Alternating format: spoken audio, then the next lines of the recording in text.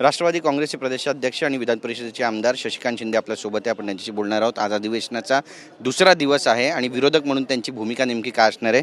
Sir, नेमकी भूमिका तुमची काय असणार आहे? कारण दोन्ही सभागृहात आपण पाहतोय की विरोधी पक्ष नेताच नाही आहे, त्यामुळे किती मोठी जबाबदारी आहे या अर्थसंकल्पामध्ये तुमची? नाही, विरोधक आणि लोकशाही याला हरताळ पाचण्याचं काम सरकारकडून होत आहे. विरोधी पक्ष नेता असला की थोडं सरकारवर अंकुश असतं. दुर्दैवाने तेच राहू नये. आम्ही पाहिजे त्या पद्धतीने कारभार करू, हुकुमशाहीच्या पद्धतीने हार लादण्याचा प्रयत्न होतो आहे.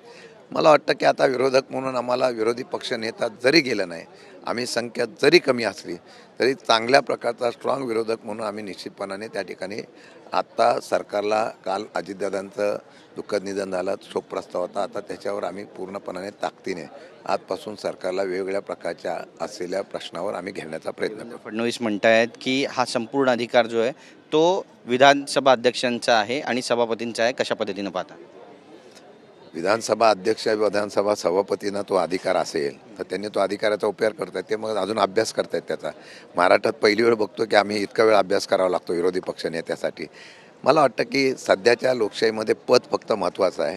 त्या पदाला चालवणारे वेगळे आहेत, अशा प्रकारचं चित्र निर्माण होऊ नये अशी आमची अपेक्षा आहे. दादा गेले, दादांबद्दल तुमच्या काय भावना आहेत? आणि काल याला धरून मुख्यमंत्र्यांचं सुद्धा विधान आहे की दादा महाराष्ट्राला न लाभलेले उत्कृष्ट मुख्यमंत्री आहेत. मला वाटतं सर्वांनी दादांच्याबद्दलची भावना व्यक्त केलेली आहे. काल वरळीला सुद्धा सगळ्यांनी भावना व्यक्त केली, आम्ही सभागृहात भावना व्यक्त केली.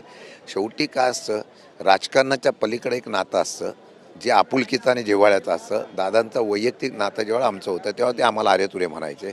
मला वाटतं काल मी मागणी एक केलेली आहे. दादांबरोबर सगळ्या पक्षाच्या लोकांनी सांगितलेलं आहे, मुख्यमंत्र्यापासून उपमुख्यमंत्री सगळे जण बोललेले. मग माझी मागणी साधी आहे की आर्थिक स्थिती चांगली नसताना सुद्धा लाडक्या बहिणी योजनेला ज्या दादांनी त्या ठिकाणी चालू ठेवण्याचा प्रयत्न केला, बहिणीला न्याय मिळवून दिला, त्या दादांच्या नावामध्ये दादा होतं, त्या दादांची लाडकी बहीण योजना अशा प्रकारची द्यावी.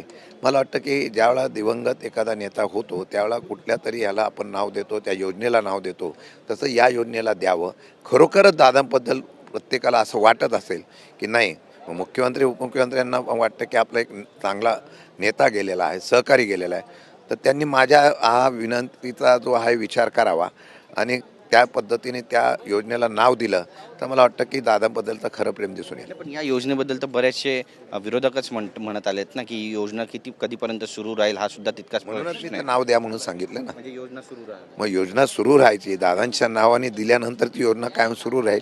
आणि परत दादांनी सांगितलं होतं योग्य वेळी 2100 रुपये करू का 2500 रुपये करू. नाव काय असलं पाहिजे या योजनेचं? नाही, मी तर सांगितलं ना, अजितदादांची लाडकी बहीण योजना अशा प्रकारची मागणी मी सभागृहात केलेली आहे. राज्यसभेबद्दल काही कळतंय? काही बैठक होणार आहे तुमची एकत्र? आमची अद्यापही बैठक नव्हती. आम्ही आता 2-3 दिवसामध्ये आम्ही बैठक करू आणि महाविकास आघाडीच्या माध्यमातून आम्ही चर्चा करून निर्णय घेऊ. पण आदित्य ठाकरेंचं जे विधान आहे मग त्याला कसं पाहता? कारण ते म्हणतात की आमची टर्म. त्यांची प्रत्येक पक्ष आपलं मत व्यक्त करतो, परंतु एकत्र बनण्याच्या बाबतीत मला निर्णय घेऊ. बरेच चर्चा आहेत याला धरून की महाविकास आघाडीमध्ये एकत्रपणे कुठेतरी विचार होऊन निर्णय बिघाडी. होईल.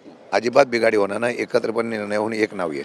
नक्की. धन्यवाद तुमच्याशी बातचीत केल्याबद्दल. कॅमेरा पर्सन रोहन पवारसह गिरीश गायकवाड, TV9 मराठी, मुंबई.